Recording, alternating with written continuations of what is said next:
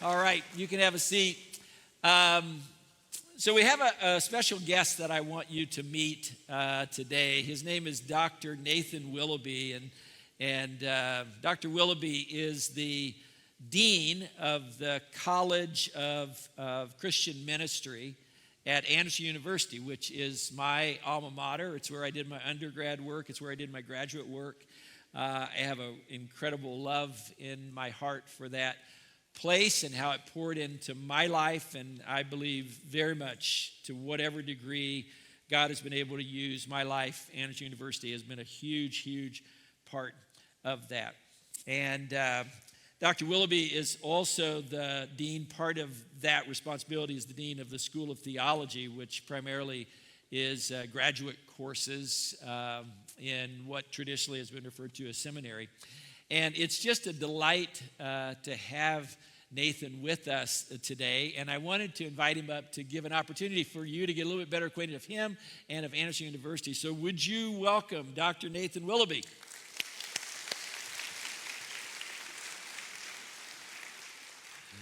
Yeah, so Nathan, first of all, thank you for coming out from Anderson and coming out to Fairfax, hanging out with us. I know that in addition to just being with us, you're going to spend some time with our students tonight, which is very cool. Meet with our staff on Tuesday, so thank you for all of that. First of all, just kind of talk a little bit about Anderson University and some of the offerings that are there. I know that it's, as most people I think are aware, it's an in-person school, has a campus there in Anderson, but also a growing online number of offerings in terms of programs, both undergrad and graduate level. So can you talk a little bit about that? Yeah. So we are, historically, primarily a residential college where folks like us went and studied and have a variety. There's like 55 majors or something, from engineering, nursing, your typical liberal arts areas, ministry specific, teachers education, all that stuff. But online, we've been growing our areas of programs. The first space really to go online was ministry, because we had all these pastors in various places looking to stay in their ministry context and then come study online. But we have undergraduate ministry programs where students can come and study online wherever they're living, and it's designed to either for a person with transfer credits to complete the ministry portion, or to do the liberal arts plus the ministry portion, and then you can even double major in communications or business. We also at the grad level have an MBA and Doctor of Business and Master of Organizational Leadership, but the ministry programs are a Master of Arts in Christian Ministry, a Master of Theological Studies, which is a little more academic focus as opposed to ministry focus, and then the Master of Divinity, which is the program we did. Yeah. And so those are our offerings right now online, and I think they're going to continue to grow. That's an area that, as higher ed across the country is going, we're seeing more folks wanting to either change career paths or come back after a time away, and so we're seeing some definite growth in that kind of area. Now, talk a little bit, when we talk about the undergrad program, and oftentimes there are kind of traditional students that are coming out of high school, going right into college. Sometimes there are folks that do their undergrad and then immediately go and do their master's, but that's probably not the growing edge, right, in terms of really who is doing master's work in all areas, but particularly in biblical studies, in theology. Talk a little bit about kind of the demographic that is beginning to grow. Yeah. So we have about 1/3 in person of the graduate students and then 2/3 online. And the demographic, I think our average age is like upper 40s. It's the mean or the median, I forget which one of our averages. But it's, folks who are sensing this call to ministry, and some of them, they're still doing another job, and some of them are completely shifting gears with their lives, or some of them are really seeing this as, there's like an immigration attorney who just wants to be better at teaching the Bible study classes. And so she's taken all these Bible study classes. We've got students from around the world, literally, in a class I have in person. I've got a student from Jordan, a student from Pakistan, a student from Argentina, all in that classroom with a bunch of U.S. students. Online, we have at least 4 continents covered with missionaries and other folks across the world. And so it really is one of those things. I had a 98-year-old audit a class in the fall. So the sky's the limit, you know. I don't know, why did you look at me when you said a 98? Oh, you know her. You know her. You saw him look directly at me on that, so yeah. You know that student. So one of the things that we talk a lot about here is advancing the kingdom in every channel of culture, and we want to be astute Christians, no matter what channel of culture that we're in, understand the issues. And I talked to a growing number of people. I would say they fall into two categories that are interested in graduate work. Some that are sensing a different kind of direction vocationally and the possibility of going into vocational ministry and are looking to do some graduate work to prepare for that in theological studies, biblical studies. But then also folks that have another career path but really are looking to just really grow as it relates to their understanding of Scripture. Mm-hmm. And so talk a little bit about that in terms of opportunities there. So we have at both the undergraduate and the graduate level, but I'll talk grad just for this purpose. You know, we've built this stuff so that it'll scaffold. So we have like a 5-course ministry foundation certificate. And I've had a few students in that program.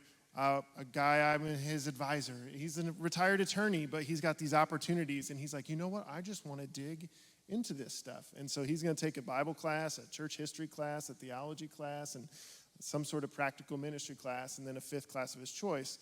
Now, he can choose to go on and take like 8 more classes and get a master's degree, but it's one of those stepping stones because we all interpret the world with particular lenses. One of the most important lenses is that of our faith, and some of these classes are going to give us the ability to interpret our world with a little different skill set, with some different tools, and to go alongside the experience we have in churches, but to hopefully support the opportunities we all have to serve in our vocations, whether that be professional ministry or that be just being salt and light in wherever God has placed us in the world. And that's one of the ways that I really like the online. I didn't grow up loving online until I saw the student body that drew together online. I was like, there's so much diversity in where people are coming from. Right. And to see the ability to help facilitate people growing wherever they're at. It's more accessible that way. And through the Trellis program, which we're connected to, and Anderson has been a really important cog in that, there's the opportunity for undergrad students to do an accelerated 3-year program, work in a local church while they're doing it, and also do their degree, come out with no debt, which is a huge deal. And also folks to do their graduate degree in the same way, 2-year accelerated program, work in a local church during that time. Yeah. And so it's been really, I just want to commend you for how Anderson has really stepped up in terms of the Trellis program. It's been very cool. We love Trellis. You know, we have a Trellis intern here at Fairfax, and that we have coast to coast. We have students all the way in Washington State and all the way here in Virginia. Yeah. And just one thing I forgot to mention earlier, because of your association with Fairfax Church, it unlocks special scholarships from donors that have supported folks from churches like Fairfax that have a relationship with Anderson University. And so all of our ministry programs have 50% underwritten scholarship from donors and undergrad as well. So it's great to partner with churches. Yeah. I'd love to answer any questions. I love the place. Yeah. So one last thing. So you've got a lot of parents here with kids at all different ages, so senior high, junior high, on down. Talk a little bit about kind of what uniquely Anderson is positioned to do as it relates to faith and education. So I think if you like going to church at Fairfax, the way that Pastor Rod has been shaped is the same way theologically that the ministry department at Anderson has been shaped. And Anderson itself, it has through its history, had 2 explicit goals that are really important for that developmental age of 18 to 22. You know, this is a time when people are developing their own faith. They're wrestling psychologically, faith development, human development. So many things are kind of anxious, and we're navigating those things, But Anderson has this explicit commitment that a lot of schools have, but this is one that's like directly in the theological trajectory of Fairfax Church, is that we have this explicit commitment to both facilitate the academic, the career preparation, the vocational discernment, but to do that in a space that's also explicitly trying to do spiritual formation, faith development, so that when questions arise, which will arise, the faculty are all kind of prepared and feel their own calling to help within that, whether that's a student on the path to med school, cybersecurity training, ministry training, nursing training, that all of us see. I know that people work at AU because they see it's a calling. We work there because we want to be, and I always say interaction with students is the thing that makes the work the best. Yeah. And so we have that explicit kind of two-part commitment that is in alignment with churches like Fairfax to try to do that so that we can unlock wherever God has called students to. And we know God doesn't only call students to ministry. God, thank goodness, right? It would be a boring world. But that God's calling students all over the place, and that we want to hold those two things together while we help unlock that potential. Yeah, so for people that are maybe interested in pursuing a conversation, there's a QR code, I think, here. You're going to be out in the lobby afterwards. The website has a lot of great information. Anything else in terms of just like taking the next step? Yeah, come talk to me. You can grab my card. We can get you in touch with someone specific to a program you might be interested if it's not just ministry. I know a lot of things about the school, but there's every once in a while I don't know everything. But thanks for your welcome to have me here. I still believe one of the ways that churches and universities can work together is to help each other do the work that we're each called to. And so I'm thankful to be part of what you all are doing here today. Nathan, thanks so much for being with us today. Would you show your appreciation to Nathan Willoughby?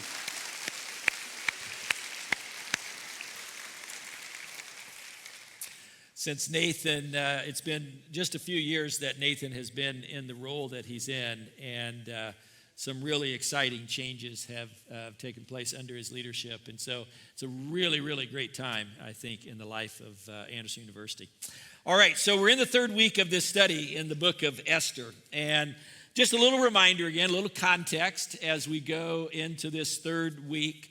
Book of Esther follows the Israelites who stayed behind in Babylon after basically 70 years or so of captivity. Most of their friends, most of their family went back to Jerusalem when they were allowed to do that. But there was a group that stayed behind. Esther's parents were part of that group that stayed behind. Babylon has now been conquered by another rising world power, Persia. King Xerxes is now the king of Persia. Esther's parents have died. And they died when Esther was just a little girl, and Esther was then raised by her cousin, Mordecai, who raised her basically as his own daughter. King Xerxes has banished one queen, and he's now looking for another queen. Esther basically wins an international beauty contest that's put on by the king, becomes the queen of Persia. And so this little orphan girl from a persecuted religious minority becomes the second most powerful person in Persia, in the Persian Empire, second richest person in the Persian Empire. Just an amazing rise to power and influence.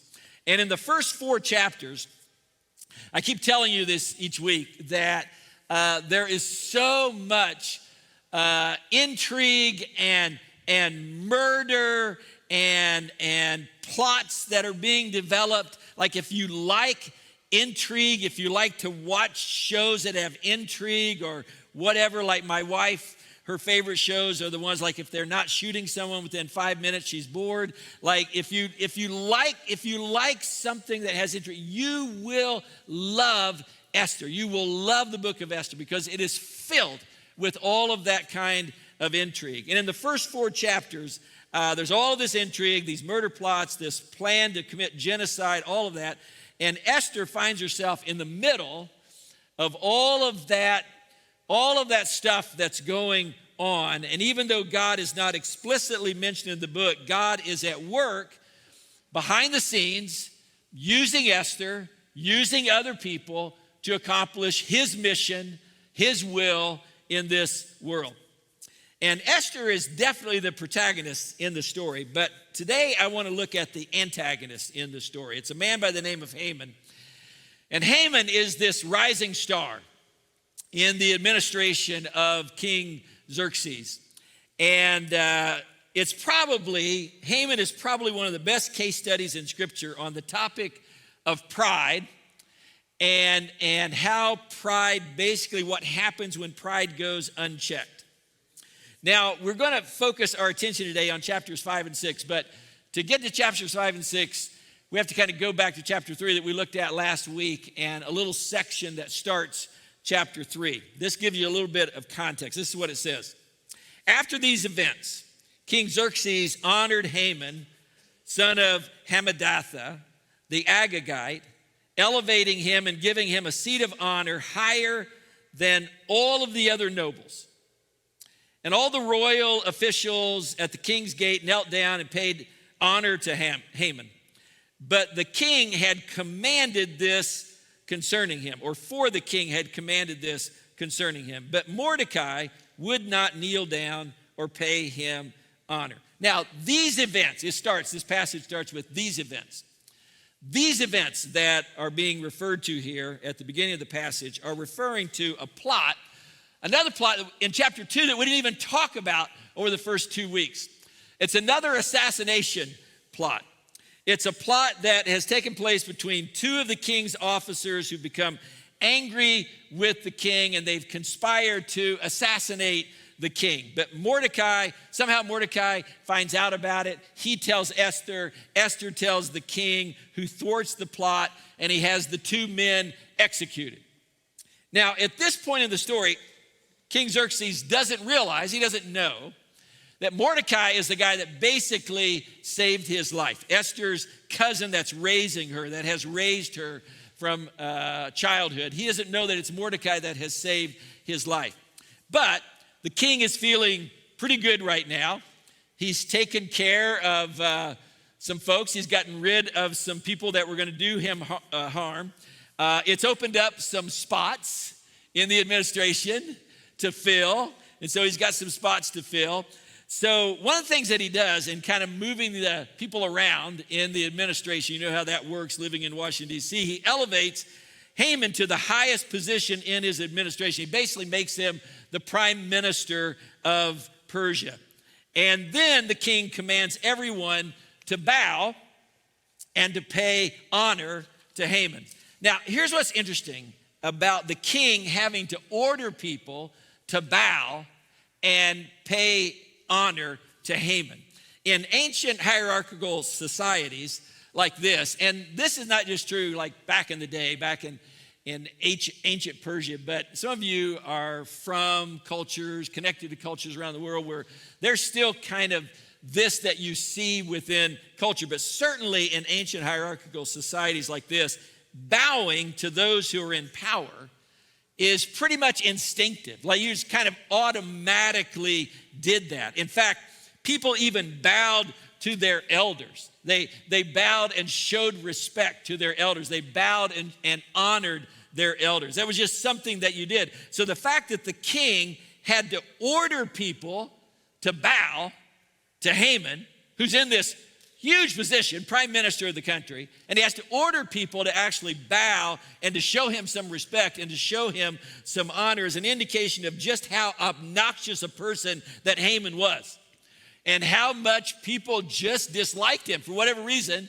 And we'll find out some of those as we go through this, that people just kind of disliked him. But Mordecai refused to bow and to honor Haman. And there's obviously something that Mordecai sees in Haman that causes him to not want to respect him, to not want to honor him, to not want to show him that respect. And some of it has to do with pride. Haman was a man that was filled with just a great deal of pride, and it was the destructive kind of pride. And you see that in a number of places in the narrative, but nowhere do you see it clearer than in chapter 5. This passage that starts in verse 10.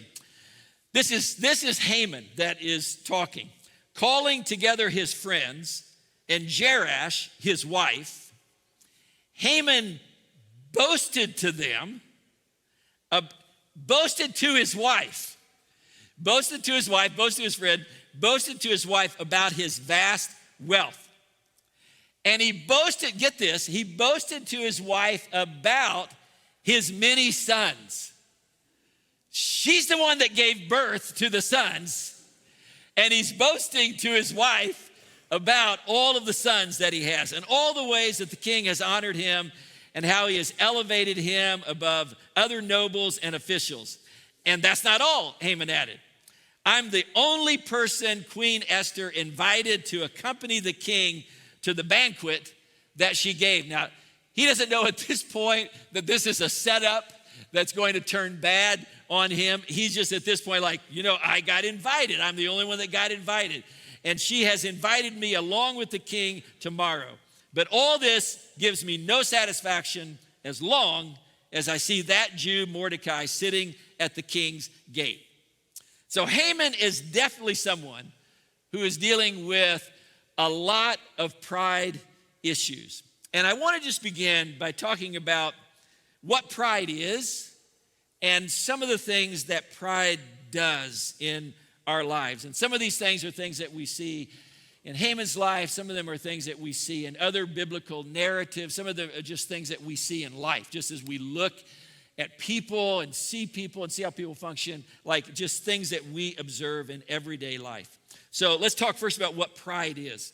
Lots of different ways that we could define pride, but let's just go at it this way. At its core, pride is being preoccupied with self.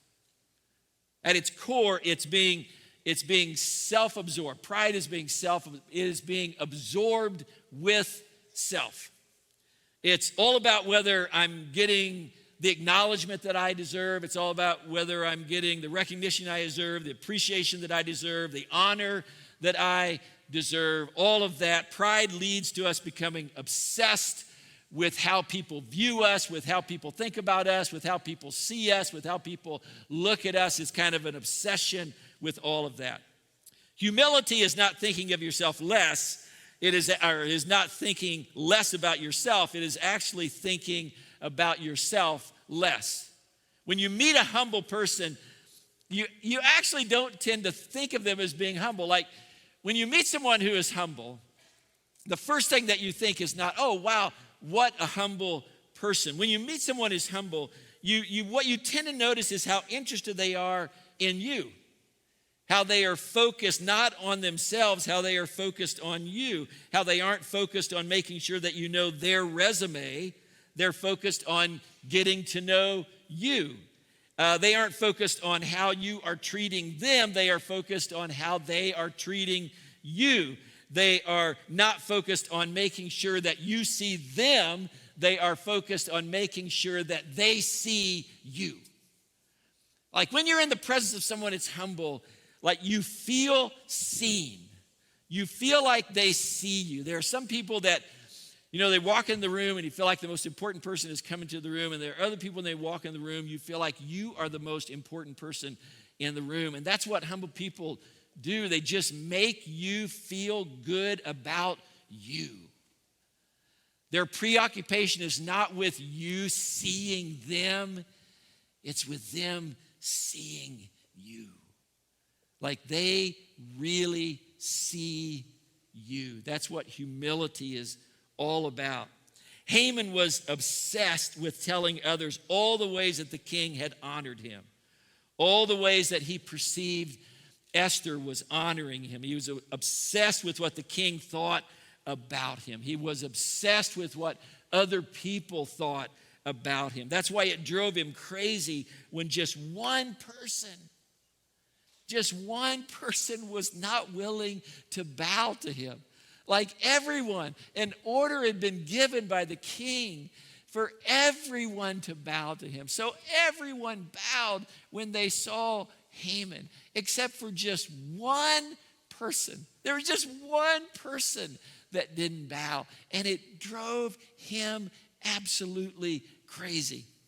Pride actually robs us of experiencing satisfaction in our accomplishments. Think about this. Haman had accomplished so much. He had risen to the position of prime minister of one of the most powerful empires in the history of the world. And he had risen to that actually fairly quickly. But he says, all of that gives me no satisfaction as long as Mordecai will not give me the acknowledgement, the recognition, the honor that I deserve.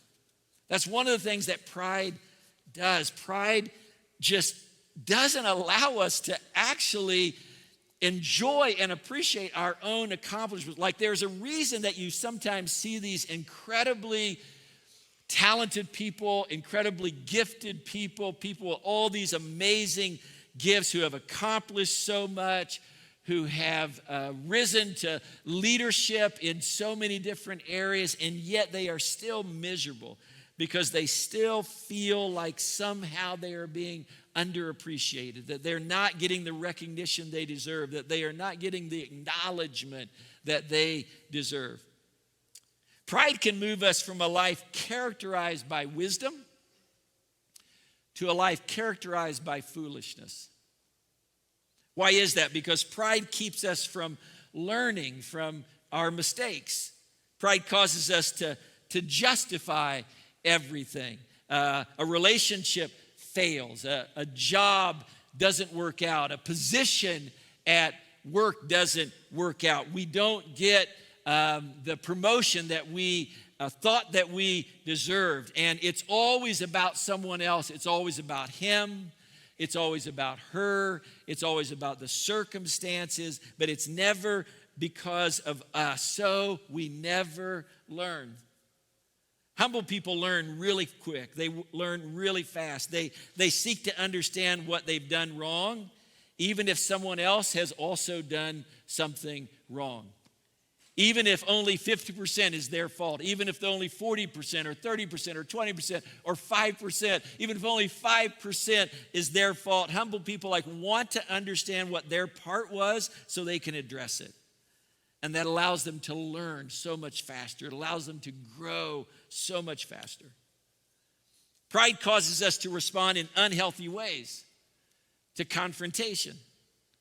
It can cause us to dismiss the person who is confronting us, or ignore the person who is confronting us, or attack the person who is confronting us. Or it can cause us to be so devastated by the confrontation that we just melt down. So the reality is then that people stop confronting us because they know it just won't go well if they confront us. So they just quit trying. And so we just keep doing the same thing. We keep making the same mistakes. We keep functioning the same way. We keep saying the same things. We keep making the same choices. Because we cannot deal with confrontation, people stop confronting us, and it just stops us from being able to learn and to grow. Pride can also cause us to be opinionated in a way that doesn't allow us to even consider the possibilities that our opinions are wrong, or that our opinions need to maybe be revised.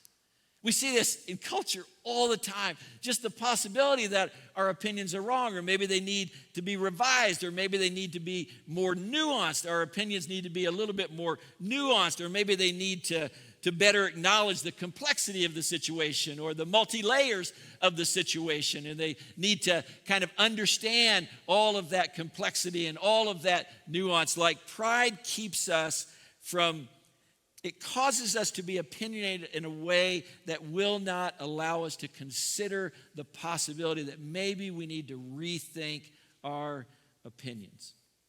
But here's one of the most destructive things about pride. It's how it hides itself. Pride hides itself. It destroys you without you even knowing what's going on. We tend to be way more aware of others' sins. No, let me say it again. We tend to be way more aware of our other sins than we are of the sin of pride. Sins that we struggle with. There's lots of sins that we struggle with that we tend to be way more aware of than we are of the sin of pride. Here's a good example. Up to this point in the sermon, Most of you have probably been thinking about a couple of other people in your life who are dealing with pride. And you're thinking, I hope he is listening to this. I hope she is listening to this. I know who I need to send this to. Right? Can I get a copy of the transcript? Because I know who needs to hear. As soon as you started talking about this, I knew exactly who it was that needed to hear this message. That's just the way that pride works. That's what makes it so destructive. It's so much easier to see pride in others than it is to see it in ourselves. So, what's the answer? Well, the answer is definitely not religion. Religiosity tends to make pride worse. I grew up in the church. I love the church. I grew up being surrounded by people in the church. And I saw the positives of what would happen in church. I also saw the negatives that could happen in church. And I can tell you that there is no pride quite as deadly as religious pride. Just because you use God language doesn't mean that somehow magically pride goes away. Some of those prideful people in the world are religious people.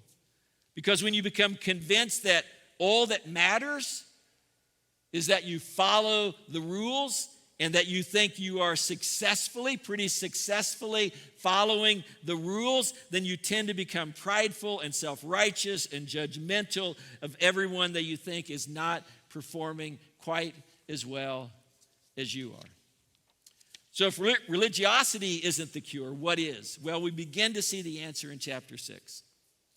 Look at verse 1 and following. That night, the king could not sleep. So he ordered the book of the Chronicles, the record of his reign, to be brought in and read to him.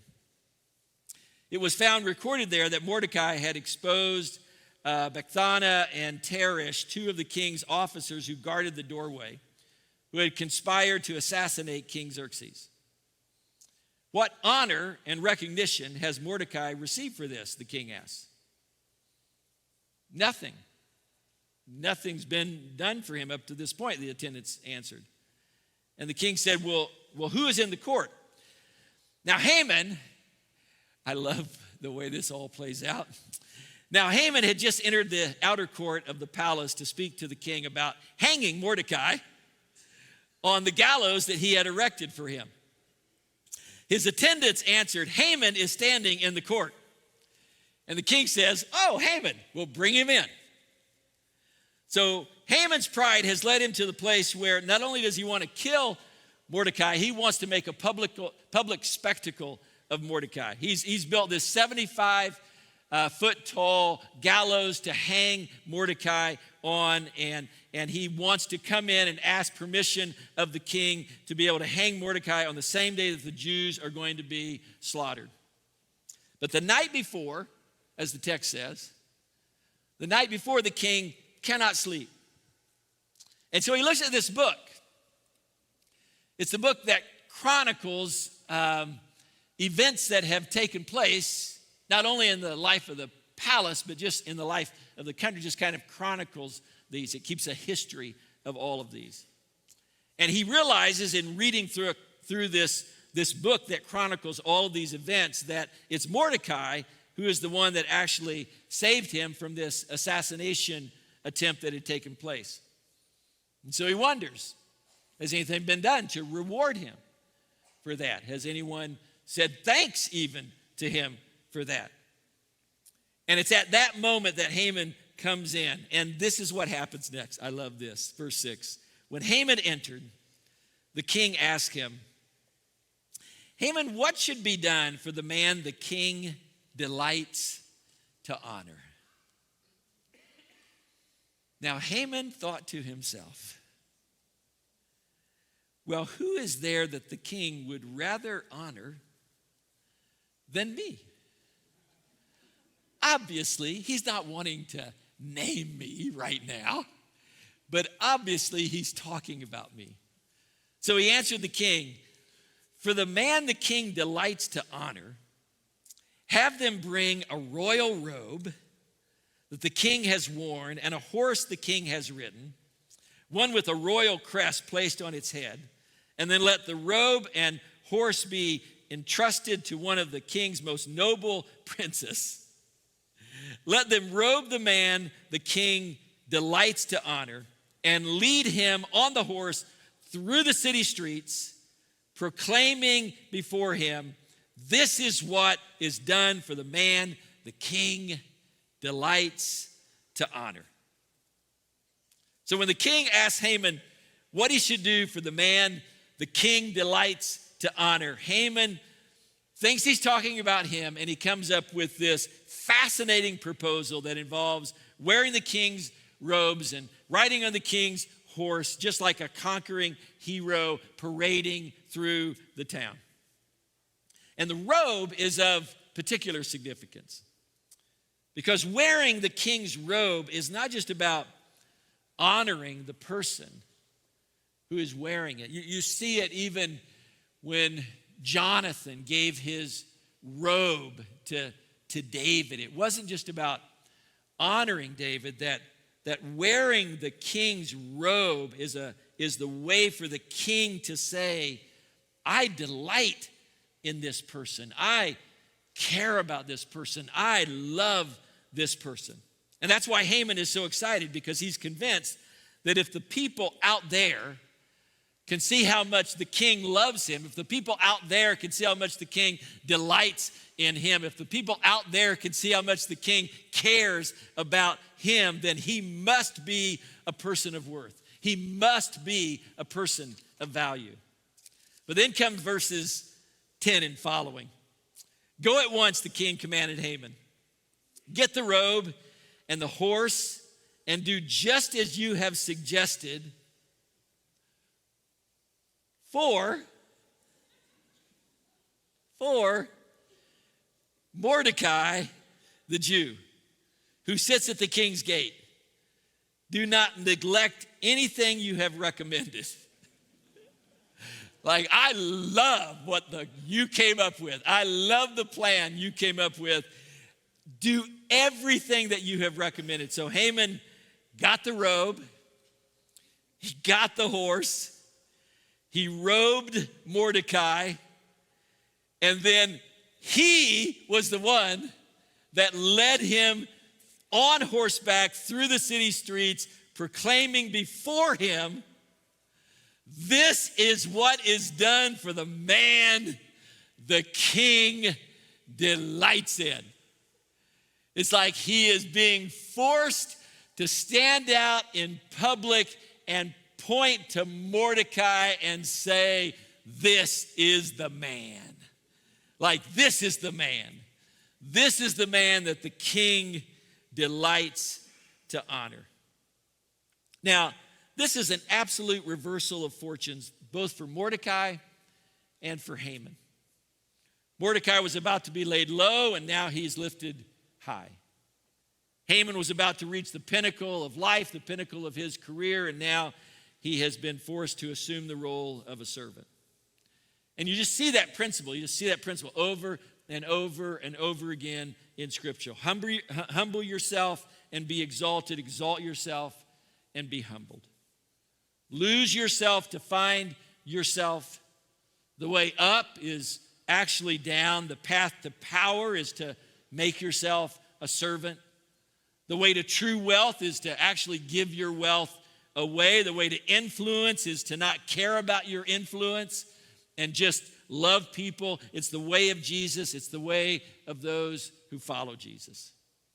Now, the reality is that Haman actually didn't ask, ultimately, he didn't ask for the wrong thing. Like, we all want what Haman wanted. Like, we all want someone that we think the world of to think the world of us. Like, that's in all of our hearts. That's in all of our souls. We want someone who we think the world of to think the world of us. So Haman didn't ask for the wrong thing. Haman asked the wrong king.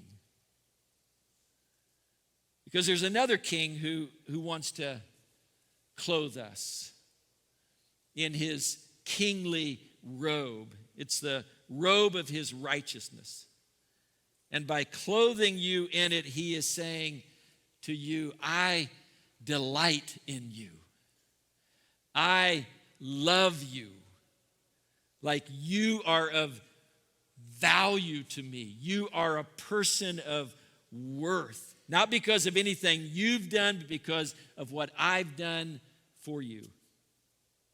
Mordecai was saved because Haman exchanged places with him. But Haman exchanged places with Mordecai involuntarily. Like he didn't want to exchange places with Mordecai. Like Haman didn't want to clothe Mordecai in the robe of the king. He didn't want to lead Mordecai through the city streets. He didn't want to do that. It was the last thing that he wanted to do. But Jesus exchanged places with you and with me voluntarily. Like on the cross, he voluntarily took on your sin and my sin so that we could take on his righteousness. On the cross, he took on your brokenness so that you could take on his wholeness. On the cross, he took on your death, my death, so that we could take on his life. Like on the cross, voluntarily, he took on everything that was ours so that we might have everything that is his. Like, and he did all of that voluntarily because he delights in you. He loves you. He values you. He treasures you. And when you realize that, when you realize that the king loves you that much, that the king delights in you that much, it humbles you and pride just begins to melt away. Our obsession with recognition begins to melt away. Our obsession with acknowledgement begins to melt away. Our preoccupation with how other people view us begins to melt away. Our preoccupation with how other people think about us begins to melt away because we know that the one that we think the world of thinks the world of us. God, we confess to you that sometimes we lose sight of the depth of your love. And we turn to other kings to experience the recognition that our heart desires, other kings to experience the affirmation that our soul so desperately needs, other kings to say to us that we are valued, other kings to say to us that we are persons of worth. And Lord, we confess when we have turned to other kings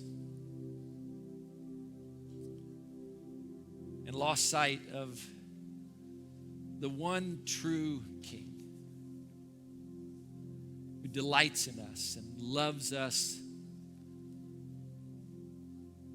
above and beyond anything that we could imagine. And so, Lord, for those of us who have said yes to the King, for those of us who have clothed ourselves, have been clothed in the righteousness of Christ, may we be reminded of the clothes that we are wearing, of what they represent, of what they mean, and may we walk in the reality of that.